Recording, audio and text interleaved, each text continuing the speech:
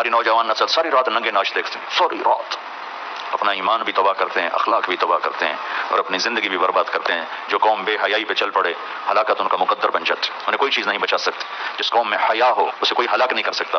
جو قومیں بے حیا ہو جائیں، لوط علیہ السلام کی قوم پہ 5 عذاب آئے، کسی پر اتنے عذاب نہیں آئے، وہ بے حیا تھے۔ دنیا کا سب سے بڑا کافر فرعون ہے، دنیا کا سب سے بڑا کافر فرعون ہے، جس نے کہا میں خدا ہوں، انا ربکم الاعلی۔ اللہ نے صرف پانی میں ڈبو کے مار دیا۔ لوط علیہ السلام کی قوم 5 عذاب میں مبتلا ہوئے۔ کبھی کبھی ہمارے نبی آنکھ اٹھاتے تھے، کبھی کبھی ایسے آنکھ بھر کے دیکھتے تھے، پھر کسی میں ہمت نہیں ہوتی تھی آپ کے چہرے پہ نظر ڈال سکے، پھر سارے یوں ہو جاتے تھے، آپ کو دیکھ نہیں سکتے تھے۔ صرف 2 آدمی اس وقت آپ کو دیکھ سکتے، صرف 2 آدمی، ایک ابو بکر اور ایک عمر، بس۔